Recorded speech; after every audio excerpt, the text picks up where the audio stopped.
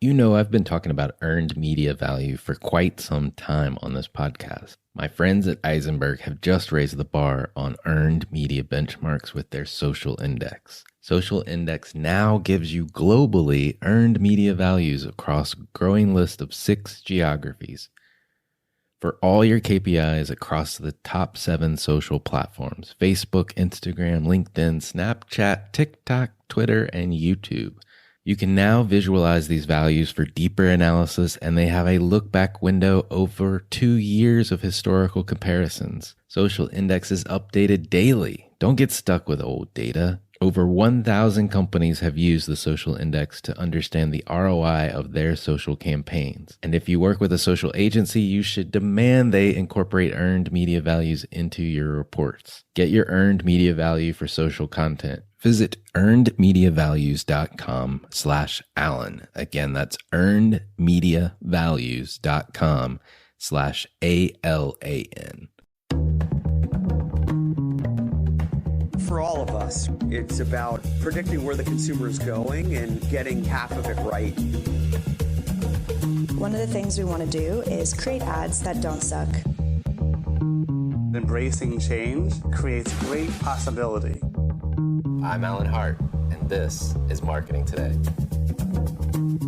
Today on the show, I've got Andy Zimmerman. He's back on the show. He was previously on episode 227 when he was CEO of Frog Design. Now he is the CEO of Journey, a company that he has recently formed earlier this year through the help of some private equity backing, funding, and a number of acquisitions. On the show today, we're going to talk about Journey. It's an innovation and design consultancy that works across physical, digital, and the virtual landscape. And we also talk about his push into voice and how he thinks voice could be a potential unifier within all of these various customer experience modes and medium. I hope you enjoy this conversation with Andy Zimmerman. Andy, welcome back to the show. Well, thanks, Alan. It's good to be back. Yeah.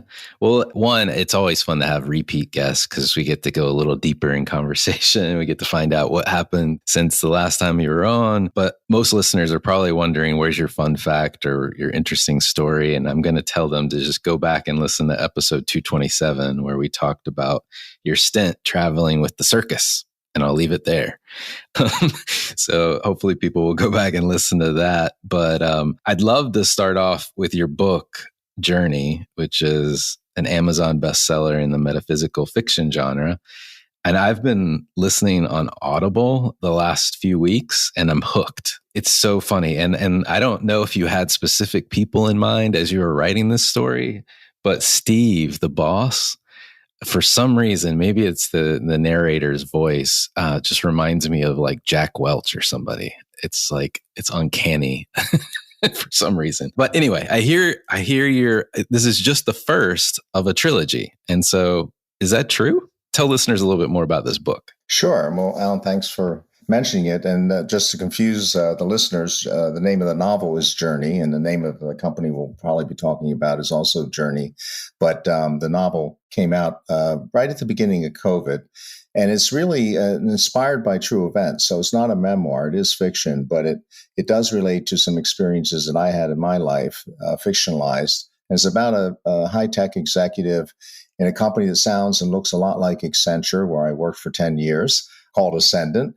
And about this person's attempt to get to the top of the company, to work all the politics that you see in a big company like Accenture. And in the course of that, he ended up through synchronicity having a spiritual experience in a little village called Glastonbury in England, which is best known for the Glastonbury Music Festival, but is also a kind of center for New Age sort of spiritual seekers. And the character has a soul reading in Glastonbury, which then begins to change his life and his experiences with his family and at work, and all in a good way, but also having some comic elements to it as he becomes a spiritual kind of person operating in the tough tech world, still trying to get to the top. It's one of three books. I'm hoping that the second one will come out in the beginning of next year. It's actually all three take place over a 60-year period, and it's really about the building of a metaverse. Where are humans kind of evolving toward? So it's a personal story, but also built within this story is a more metaphysical type of story, hence its metaphysical genre. So hoping the second one comes out soon. And yeah, I just so happens that after the book came out, I had an idea for a new company.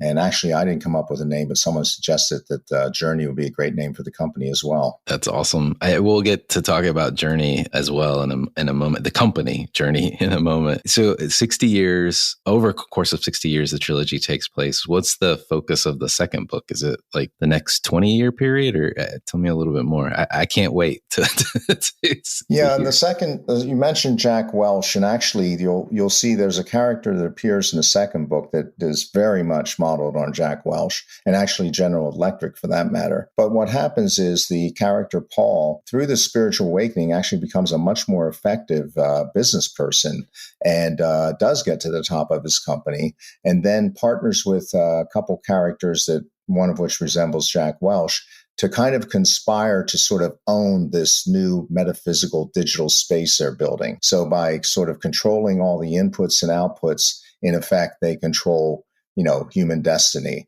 And so the second book is about this sort of, Paul gets caught up in this sort of dark conspiracy to sort of take over the world, at least from a digital point of view, and continues to kind of go through, the ups and downs of his spiritual seeking as well. It sounds fascinating, and it truly is a fun listen on Audible. Have you ever thought about turning it into a movie or a series of any sort? I'd love to. I did have interest from, won't name the person, but an individual that was an executive producer for Outlander. And, there is a bit of this sort of mystical kind of feeling to the Journey novel. So there was some interest, and then it just, didn't get anywhere. And to be honest, I just haven't had a lot of time to market the book and the new company and so on. But I think I wrote it thinking about movie and television. It is a very visual kind of book and experience. And so, obviously that would be great if I could get someone to back it. Yeah. Well, I know. And for some reason, so I was like dreaming of who these people would be as I was listening to the book. And I don't know if Paul is in some ways much of yourself, but like I was envisioning George Clooney playing the Paul character for some reason. And maybe it's the up in the air. That is a strange, honestly, that's exactly, obviously, exactly who I was thinking of. You could never get George Clooney. And part of it is the movie Up in the Air. And if you go to my Instagram, I have pictures kind of illustrating parts of the book. And there's one that kind of has a person with a suitcase, like a carry-on suitcase, kind of looking out into space, which is kind of the closing scene of Up in the Air when Clooney goes to the airport. And so that is not, that's exactly the kind of, character and person I was thinking of. Of course, getting George Clooney for a movie or TV series would be a heck of a accomplishment. Yeah. I thought you were going to say George Clooney because I kind of reminded you of George Clooney in the way I look or something, but you won't. Yeah, that's exactly what I was thinking, Andy. Or at least George Clooney, what it would look like if he didn't have any hair. That would be that would be fine too. Yeah. Awesome. Well, enough about the book. I'm really enjoying it. So thank you for sharing that with the world too. You got a knack for writing dialogue and many other things as well as running successful businesses. So, last time we talked in the last podcast, we were talking to you at that point in time were CEO of Frog, the notable design company. And now you're on to creating Journey, which you just kind of told us a little bit about, but tell me more about that decision to leave Frog and venture out on your own. Sure. Well, Frog is just, the most amazing, iconic company, 50 years of designing and launching products from the Sony Walkman and Apple Macintosh to, reimagining Disney World and the Magic Band and so forth. So being the CEO of Frog, the fourth CEO of Frog, was quite a privilege for me. But I had been doing it for about 7 years. And during that time, we had 3 different owners because the company that owned us kept being sold to other companies. And I also think philosophically that as a CEO of a company, you spend 5 or 6 years there, the company's kind of getting whatever benefit you're providing them in terms of your strategic thinking and ideas and personality. And then it's time to move on, partly to give other people the opportunity to kind of move up the ladder, and also just to kind of refresh, the company, particularly if you're not a founder. I think 5 or 6 years is the right timing to be CEO. So I had a number 2 that was my partner, my friend who ran the company with me, and he gave him the opportunity to become CEO of Frog. And I moved. And at the same time, I did have this idea in my head of a new kind of company in the sort of innovation and creative space. And the company ultimately that's named Journey. Well, then, so tell us a little bit about Journey. Like, I know kind of what it is, and we'll unpack that a little bit for listeners. But what was the idea behind it, I guess, at the very begining? What I was seeing out there was that most of the customer touch points, I'm talking about the end customer, the end consumer, we're going through some version of change or evolution, or in some cases, new touch points were being created that didn't exist before. And so what I wanted to do is create a company, an agency that a brand or company could come to sort of re-examine or rethink, what does the customer journey, what's it going to look like in the future, and how do we build that future today? So that sort of informed the acquisition strategy I had. So this isn't a startup. This is actually with private equity backing. I've gone out and bought companies that are leading agencies in their space. The first 3 include a company that does interior design and architecture, so reimagining physical space, which of course post-pandemic and with digital, the role of physical space is going through a bit of a revolution, whether it's retail, food and bev, or hospitality. The second agency specializes in the voice channel, Alexa and Siri, which is, I like to call it the unheard channel, and that it's very powerful yet underutilized. And then the third agency specializes in the metaverse and 3.0. That's a touch point that didn't exist a few years ago, but now is obviously kind of the rage, and certainly is going to have a very, significant impact on customer experience and customer journey. And then I'm looking at additional acquisitions, one of which I hope to announce very shortly. Nice. And in terms of, those are the types of things that I guess, the modalities in which that they're creating. So interiors, physical, audio or voice component, and then the metaverse. How do those things come together? And like, do you see yourself as an agency, a consultancy, a advisory firm, a design firm? How do you conceptualize it? Yeah, it's a little hard and we're somewhere between a consulting firm and an agency. I think a consulting firm in the sense that we do help clients with strategy, with education, with segmentation of markets and so on. But certainly we have creative studios that actually build things, that actually, design and build spaces or voice experiences or metaverse experiences. So in that sense, we're kind of a creative agency as well. In fact, I'd say the headcount and the sort of weighting of Journey is more toward the creative side than the traditional consulting side. Maybe 80% of the people are building things, whether virtual or physical. Gotcha. So private equity backed, was it easy to get money as you were going through this process? Well, I must admit it was relatively easy. I mean, part of it, I hesitate because it can sound a little bit, I don't know, arrogant or naive or something.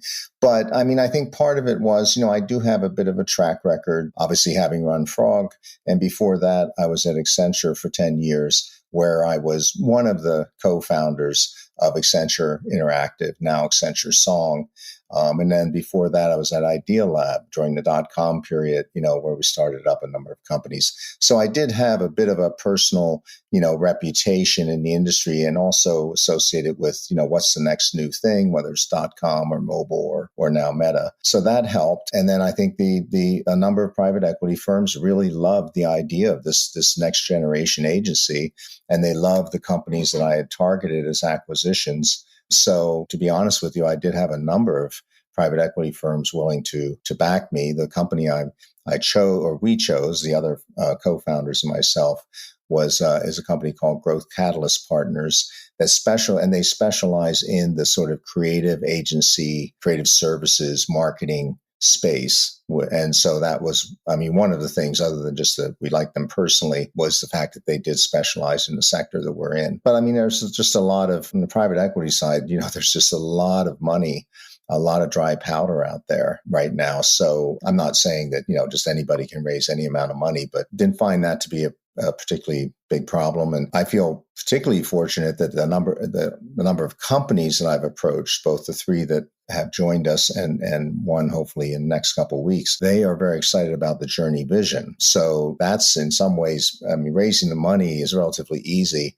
Getting the right founders and the right companies to become part of Journey is actually just as important. And I'm really happy with the response from various founders that basically want to throw their company into the Journey mix and become equity owners in Journey. No, that's awesome. And you've got interior design, architecture, voice, metaverse, something that's coming. But as you look out, are you continuing down the acquisition pathway, knowing that you've got to fill certain gaps? And do you know what those gaps are today, I guess, is a question. Yeah. So certainly the plan is to do more acquisitions. Now, organically this year, we're definitely going to grow high double digits, just with organic growth of the 4 companies together. I don't want to say publicly, but I mean, over 50% growth, let's say, of top and bottom line. So that's very healthy growth by any standards. And on the acquisition side, the areas that we're looking at, and I guess if anyone hears this podcast that knows anyone,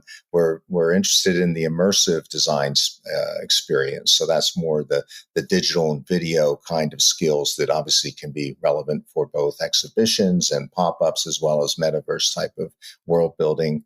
We're interested in next gen social. So you have a lot going on with Reddit and Discord and sort of elements of TikTok. And it's just different than the sort of Facebook sort of world, which is kind of more one-to-many broadcast. This is much more democratic building of communities. So we're looking at companies that kind of specialize in the building and moderating of those communities, which is a different kind of thing, but very important when you're building out metaverses.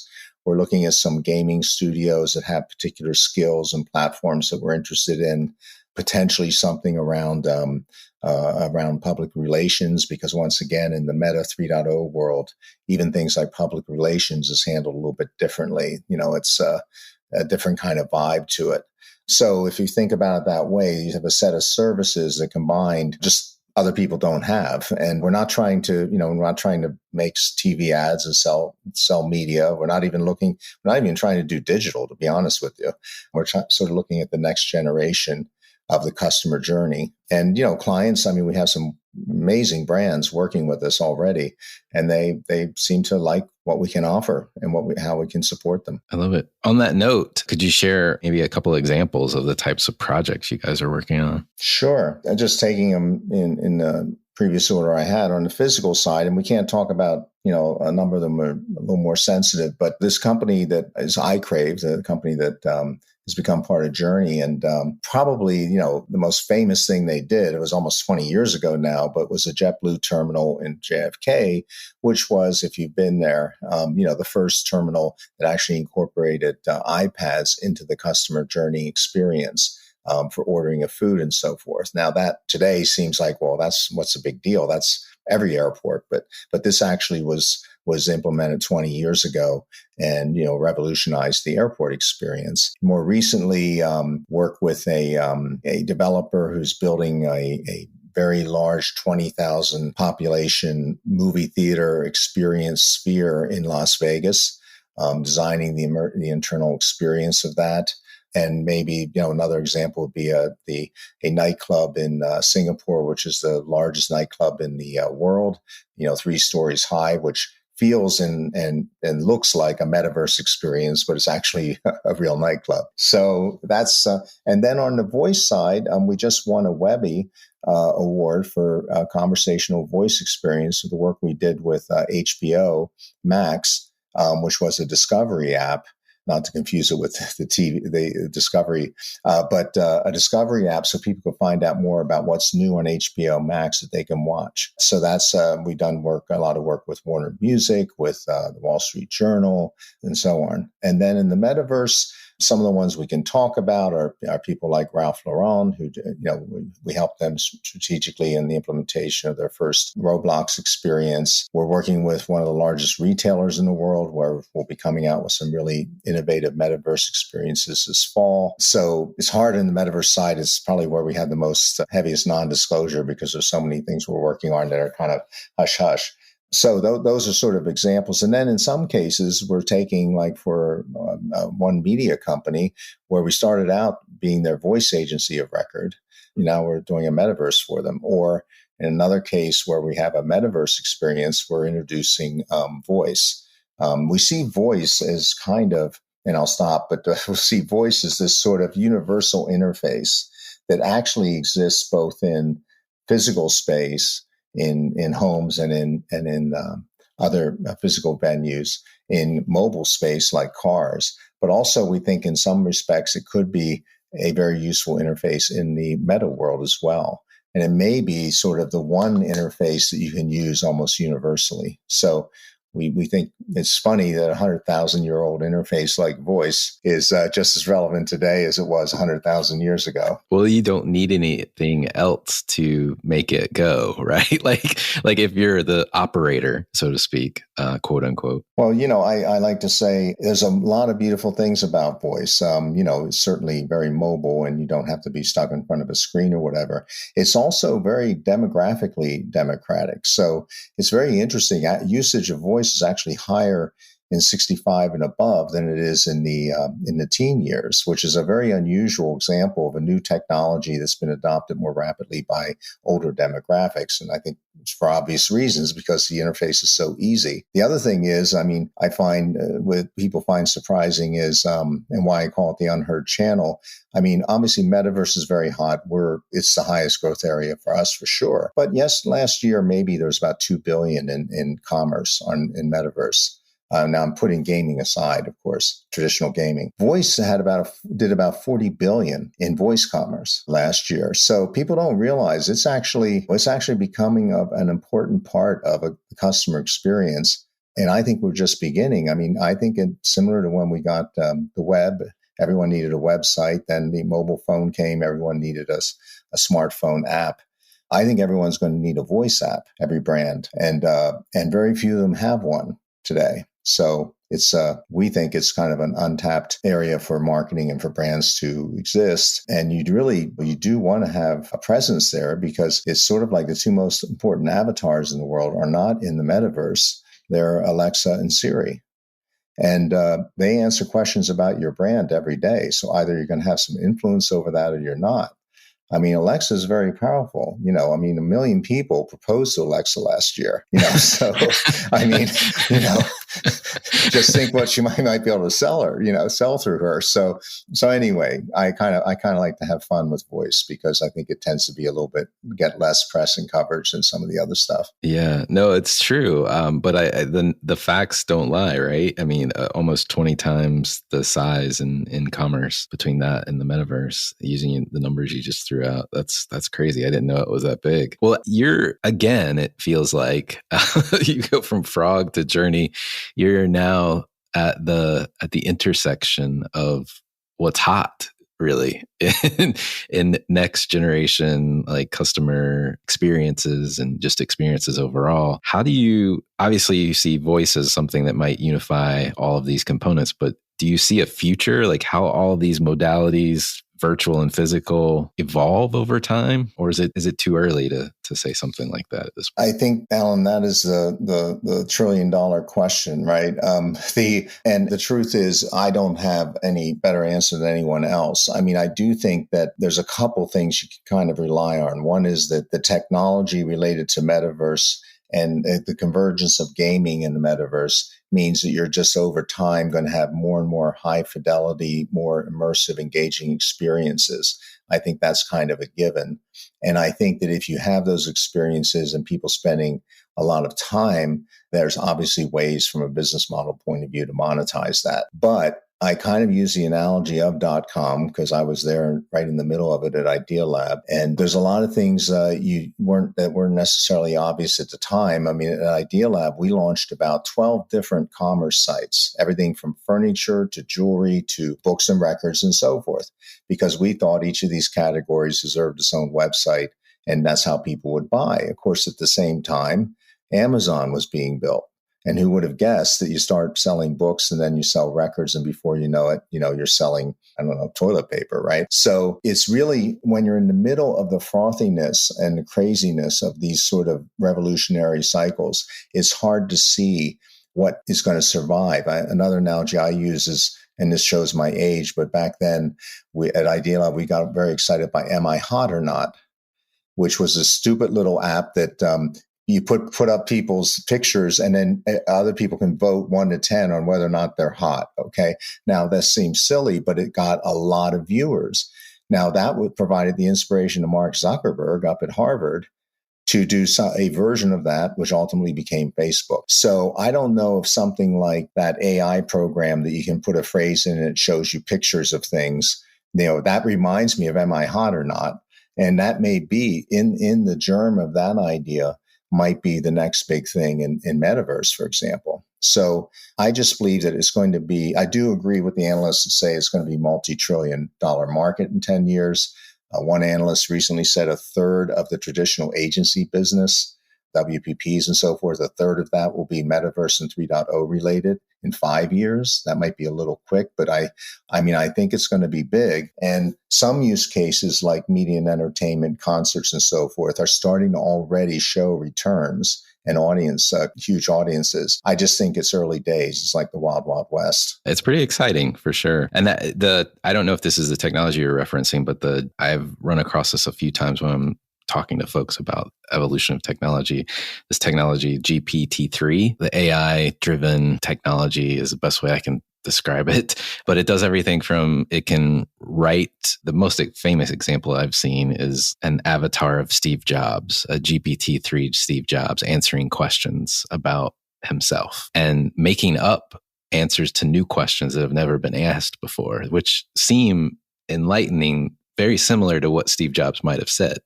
It's fascinating, but I believe that's also the algorithm or AI component that's also doing some of the new generation of art as well from a visual standpoint. Well, just to confuse your users, your audience even more. There's, for example, a little outfit out here in San Francisco called Midjourney, which is a platform where you can go to it on Discord and put in some sort of phrase. I put in something like, what does journey look like? And it actually creates these beautiful representations of what a journey looks like. And you kind of take something like that and TikTok and the creator community, and before you know it, you just have this massive AI-driven engine of creativity that can capture a lot of audience. So, I mean, it's the Wild Wild West or the .com sort of thing. I mean, these are some of the things I refer to in trying to say, okay, I think it's hard for some people, particularly very senior corporate executives, which is who we work with. They do kind of say, one of them, I obviously won't say who, but a CEO of a very large retailer said, Andy, what the hell, it was more graphic than this, but what the hell is the metaverse and what the hell should I do about it? And this is one of the largest retailers in the world. So, and I can appreciate, one day you think this is the future, the next day you have the crypto crash and so on. So, but that's the way it was back in .com. People were burning through hundreds of millions of dollars and closing down. But that's when Facebook and Google and Amazon were created. Well, you've got to, regardless of, no one can predict the future, but you've got to diversify your investments, right? You've got to play a portfolio, if you will, of bets on the table. And it definitely seems like, if not going full head into this space, you have to at least have a couple bets placed. Voice, to your point, is a no-brainer. Commerce decisions are already being made and being siphoned, if you will, by those little speakers in our houses to one brand or another, because some people are engaging and some people aren't. So I can only imagine it's going to be even bigger when you've got Discord and Metaverse and other gaming apparatus that are also decentralized. To your point, that's a whole new game. It's going to be even harder for corporate executives, I think, to wrap their brain around, since we've always been in kind of this control and push space, if you will. I think the creator economy, if you will, influencers and the like, was a give and take, but still somebody controlled the megaphone. In the Discord environment and other distributed communities, it's going to be even more important to try to build tribes and followers, if you will, which is different. Very different. No, it's hard. And it's funny working with the brands. You kind of have to take them through a bit of a tutorial that in these new worlds, you have to show some brand flex. You want to go in a Roblox environment and your Maserati, you're just going to have to put up with something that's a very different looking Maserati than you've ever seen.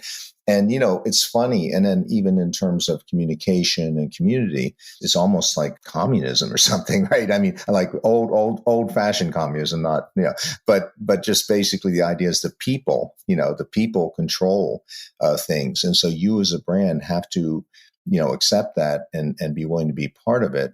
And, I think that's very hard for a large traditional brand. I mean, I admire Nike that, did some really innovative stuff in Roblox. And then, of course, now has in some of their destination stores a physical representation of that Roblox metaverse that they created. So that, is further blurring. And I think we're going to see a lot of that sort of blurring between, the physical, the immersive, and the virtual. And there's some, I admire, Gucci's done some, some of the really high-end fashion brands have been willing to experiment. And people say, well, yeah, but Roblox, I mean, it looks like a cartoon. It's like, yeah, but it's a cartoon that has millions and millions of viewers.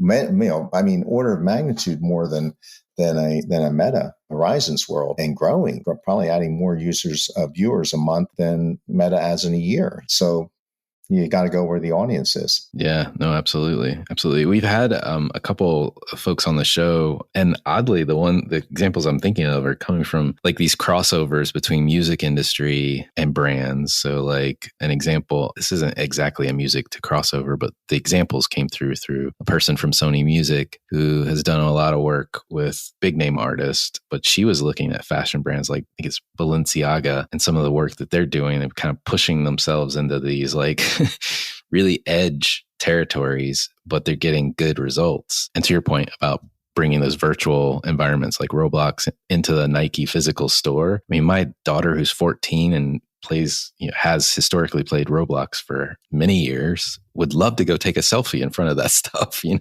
it just reinforces that the community is there. It's just a matter of like, how does a brand work inside the confounds of a community they don't control, and they're going to have to give up control to play. It's interesting. Now I see on the other side with the Meta platform and with things like Unreal, which is owned by Epic, which also owns Fortnite. That's sort of a scenario where Fortnite obviously has a tremendous community and audience as well. But Epic announced this year, earlier this year, that they are coming out with a version of Unreal with some tools attached to it that will allow you to easily recreate a Unreal developed experience in Fortnite Creative. Now, for those people who have never heard of Unreal, it's probably one of the dominant platforms for building very high fidelity 3D experiences. And this is used by architects and car manufacturers and everybody. So you're going to have potentially by the end of the year, the opportunity to build very realistic, very high fidelity gaming experiences, in like the Fortnite creative platform. And then of course, Meta, it does well, but of course it's headset dependent. So, it's going to be we're in the middle of a platform war here, and it's just not clear, Apple hasn't really shown their hand yet. So this is going to be fascinating. I mean, it's a good time to be in the consulting agency business because Journey is independent. We partner with all these platforms, but we don't have a stake in the winners and losers, and it's going to be bloody. I mean, there's going to be there's a lot of money being spent, and we probably have more platforms already than we need. I love it. Well, more to come, and we'll have to have you back on as this space evolves if you're up for it. I'd love to. And, I also would offer up, Alan, I mean, I've got Kathy Hackle, who's referred to as a godmother of the metaverse, one of the leading experts. Brandon Kaplan, who's the founder of my voice agency, can talk circles around me in terms of how important voice is. And then Lionel Ohayon, who's founder of iCrave, who started out doing nightclubs in the meatpacking district of Manhattan. That's where he made his name. And now he's, doing airport terminals and continues to do nightclubs, but does things like hospitals, recreating the experience in a hospital as well. So I'm surrounding myself with a really, it's just a really innovative kind of leading edge team working with some leading edge brands. It's very exciting. Yeah. Well, we'll definitely have to check in from time to time, see how things unfold. Well, you've been on the show before. We like to kind of like turn the table a little bit, stop talking as much about business. And I typically ask this question, has there been an experience of your past that defines or makes up who you are today? But I want to point people back again to our last episode where we had a very fun conversation and I think enlightening moment around, spiritual awakening and spirituality, which we actually started off this conversation about with your book Journey, which is also kind of along that pathway the Paul character in the book has as well. So I won't repeat that question, but I will ask you if there's a topic you think marketers need to be learning more about today, or you're trying to learn more about yourself. I think we kind of covered it, but I'm really intrigued by the idea of, and this is a horrible way to describe it, but the ultimate automation of creativity, because automation is the wrong word. But I do think we're moving into a place where there'll be tools, AI driven and otherwise, that are just going to accelerate the ability to create. Now, that does not diminish the need for good storytelling, for good plot, for good character, whatever it is, whether it's physical space or whatever. But I think while maybe 10 years ago, the idea was learn to code. If you want to know you have a job, I still think that's probably the number one thing to learn if you want to always have a job. But I think there's just going to be a lot more jobs in the creative space. And then coming from Frog and even with Journey, I just think that's really exciting for those of us that, I'm a storyteller, and a lot of people with Journey are visual artists and so forth, storytellers, video, people, video production and so forth. And I think there's just going to be an opportunity, ironically, with the help of these automation type tools to just, hyper creativity. And boy, if you're a brand or a company, in one sense, it's very exciting, but boy, it's just going to be harder and harder to, break out and do something genuinely, innovative and new. So I think that's going to be one of the challenges, that the threshold for great creative work is just going to keep rising. No, I totally agree. And not to go back to this whole GPT-3 thing, but I had one online friend who had basically given over his Twitter account to a little program he had created using that algorithm. And I started liking a bunch of his tweets, and I didn't catch the gist that that's what he was doing. He was experimenting. There were a couple that were just kind of really insightful, I thought. And I wrote like a direct message him back. And I was like, this was really insightful. And he was like, great. It wasn't me. I was like, oh, I missed the change. But then more recently, and I don't know what she was using, a friend of mine actually from high school, which is crazy enough, but was on Facebook, and she's a visual artist and has played around in like multimedia and many different mediums over the years. But she posted some beautiful pictures that looked similar to stuff that she's done in the past, but it was driven by an AI tool of some sort.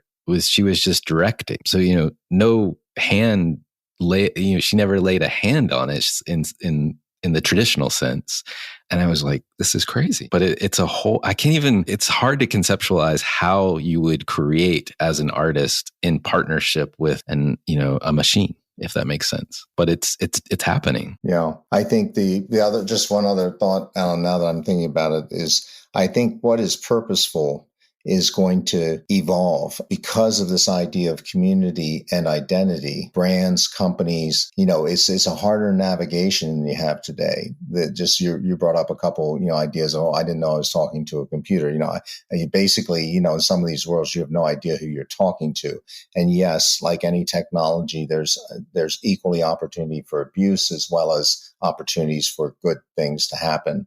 And so that's another sort of, and being purposeful, also, is going to be more community driven than brand driven. So I think that's going to be a complex and, somewhat risky thing for brands because you want the audience, but who's in the audience and then who's really in the audience? You know what I mean? So it's just going to be, and I don't know that I think like most, obviously in social now we're seeing as it matures, we're seeing a lot of bad things coming out of it. I think it's going to be very similar in the sort of Meta 3.0 world as well. Yes, the potential for good and evil exists in all worlds that we create. It's interesting. Well, last question, because we've already talked about one of my questions. I think we used a bunch of examples and things to take notice of. Last question for you today. What do you feel like is the largest opportunity or threat facing marketers? I think that the threat is just, applying traditional thinking to these new worlds being created. And there's just a lot of examples, in the .com era where, look at retail. I mean, just the Sears of the world just completely missed the boat. So I think the threat is that you just, you miss the boat on the next wave. That's why you have to be out there, experiment, discover, even if you don't have the financial returns initially. And then I think the opportunity, frankly, is highest for startup, for new, for entrepreneurs and creators, people, because I just think there's going to be more channels and more choice and more reach that's not dependent on being the biggest, brand out there. So I think there's a lot of entrepreneurial opportunity for the early stage brands. And then I think for the mature ones, it's almost more of a don't miss the boat here, because we have a lot of, dinosaurs out there that, didn't make the transition the last time. Yeah. Don't be a dinosaur if you're a big brand listening to this. Andy, thank you so much for coming on the show. I always enjoy these conversations, and I cannot wait until the next book comes out. Well, thank you, Alan. I enjoy it as well. And thanks for mentioning Journey the book and Journey the company. And if the listener's not confused by now, but no, I really enjoyed this. Thanks a lot, Alan. Thank you. Hi, it's Alan again. Marketing Today was created and produced by me, with support from my team and podcast editors, sound engineers, and writers at Share Your Genius. Find them at shareyourgenius.com. If you're new to Marketing Today, please feel free to write us a review on iTunes or your favorite listening platform. Don't forget to subscribe on marketingtodaypodcast.com and tell your friends and colleagues about the show. I love to hear from listeners. You can contact me on marketingtodaypodcast.com. There you will also find complete show notes, links to what was discussed in the episode today, and you can search our archives. I'm Alan Hart, and this is Marketing Today.